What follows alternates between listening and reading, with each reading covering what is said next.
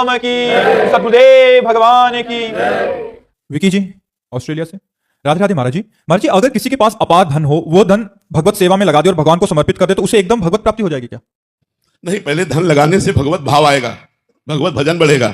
पैसे से भगवान को तो नहीं प्राप्त किया जा सकता, लेकिन पैसा भगवत कार्य में खर्चा कर दिया, उस पुण्य से तुम्हें संतों का संग मिलेगा, महापुरुषों का संग। पुण्य पुंज भी मिला ही ना संता। जब आपने अपने जीवन का कमाया हुआ धन संत सेवा में, भगवंत सेवा में, गौ सेवा में, मरीजों की सेवा में, परोपकार में खर्चा किया, तो उस पुण्य के प्रताप से आपको संतों का संग मिलेगा। संतों के संग से भगवान के नाम में प्रीति होगी और नाम भगवत प्राप्ति करेगा।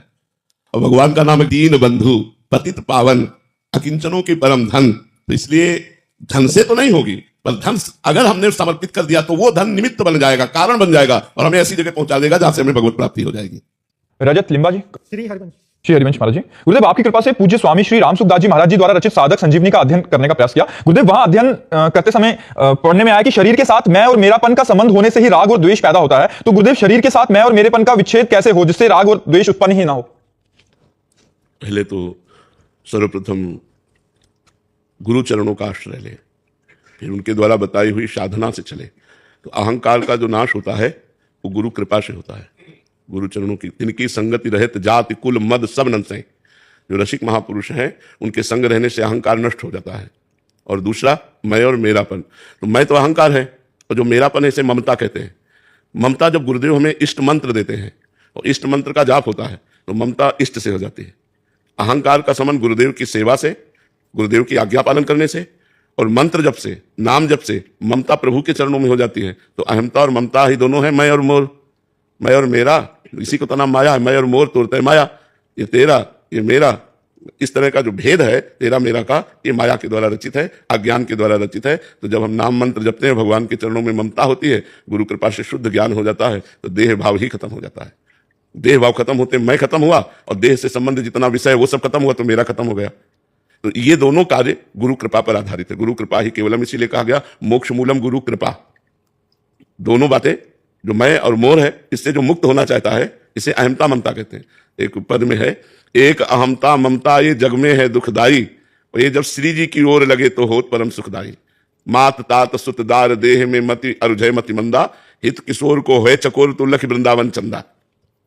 बोले एक मैं और मेरा, अहमता और ममता। अहमता मैं और मेरा, ये मेरा भाई, ये मेरा पति, ये मेरा पुत्र, ये मेरा पत्नी, ये मेरा माँ, ये मेरा बाप, ये मेरी जमीन, ये मेरा। एक अहमता ममता ये जग में है दुखदाई, ये जब श्री जी की ओर लगे तो होत परम सुखदाई। मात तात सुत दार देह में मति अर्जय मति मंदा, हित किशोर को है चकोर तु लख वृंदावन चंदा। तो बोले कैसे हटावें इस मैं और मेरा को, प्रभु के चरणों में कैसे अर्पित करें? तो बोले रसिको नीके ढंग लगाओ, दंपति यश गाओ, हर्षाओ हित सो रिझ रिझाओ। उपाय बताया कि रसिक मंडली में भगवत प्रेमी महात्माओं के संग में अपने शरीर को बैठा लो, कानों से उनकी बातें सुनो, मन से उनका मनन करो और खूब श्री जी का यश गाओ और लाडली लाल की सेवा करो। इससे से तुम्हारा अहंकार और तुम्हारा ममता ये सब प्रभु के चरणों में समर्पित हो जाएगी। जो अहमता ममता है, रसिक मंडली में या तन को नीके ढंग लगाओ, दंपति यश गाओ, हर्षाओ हितसो रिझ रिझाओ। देवन को दुर्लभ यह देही, तैने सहज पाई, मन भाई निधि पाई, फिर क्यों जानबूझ विसराई। देवताओं को भी दुर्लभ है मनुष्य देह, ऐसा मनुष्य देह प्राप्त करके जानबूझ करके आप गलत मार्ग में क्यों जा रहे हो? सही मार्ग में आओ। इस अहमता ममता को प्रिया प्रीतम के चरणों में समर्पित करो और वो होती गुरु कृपा से। गुरु कृपा ही केवलम। राधिका हरिणी देवीदासी। राधे राधे महाराज जी। महाराज जी, गुरु तत्व, भगवान तत्व और जीव तत्व में क्या भेद है? क्या जीव तत्व कभी गुरु तत्व को प्राप्त हो सकता है? हाँ, गुरु स्वरूप हो सकता है। जीव कहते हैं देहाभिमान स्वीकार करने के कारण, ईश वही देहाभिमान मुक्त। जो जीव वही शिव, जीव है शिवा और शिव जीव। जो शिव है वही सर्वत्र व्याप्त है, अपने स्वरूप को ना जानने के कारण, देह भाव में आसक्त हो जाने के कारण उसे जीव कहा गया। वो जीव नहीं है, वो परमात्मा स्वरूप है। जब गुरु तत्व का हम वर्ण करते हैं हृदय से, वो गुरु तत्व ईश है, इष्ट ही है। इष्ट हमारी आत्मा है, आत्मा ही इष्ट है, इष्ट ही गुरु है। जब गुरु के द्वारा उपदेश प्राप्त करके साधना करके अहमता ममता का लय हो जाता है, वो गुरु स्वरूप ही हो जाता है।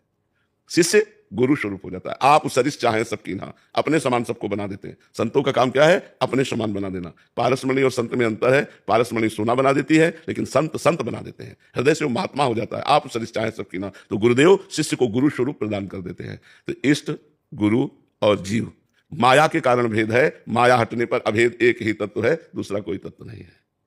दिलीप तिवारी जी मुंबई से। श्री हरिवंश। श्री हरिवंश, गुरुदेव ये तत्व होता क्या है? क्या तत्व का और बोध कैसे हो हमें? तत्व जो सबका सार है, जो तत्व कहते हैं उसे सार कहते हैं, जो सबका सार है, हमारा तुम्हारा जड़ चैतन्य पूरे जगत का जो सार है उसे तत्व कहते हैं। और वही परमात्मा है, सबका सार परमात्मा है। उसी परमात्मा की प्राप्ति के लिए मनुष्य जीवन मिला है। जितना समय हम भगवान में अधिक से अधिक देते जाएंगे, हमारा ज्ञान नष्ट होता जाएगा, सारे प्रश्न शांत होते जाएंगे। उस तत्व की प्राप्ति के लिए ही तो मनुष्य जन्म मिला है। और उस तत्व की प्राप्ति तभी होती है जब हम खूब सत्संग सुने, शास्त्र स्वाध्याय करें, पवित्र भोजन करें, पवित्र आचरण करें और नाम जप करें। तो जैसे जैसे हमारा हृदय पवित्र होगा तो वैसे वैसे वो परमात्मा में लगेगा। प्रकृति से हटा तो अज्ञान हटा।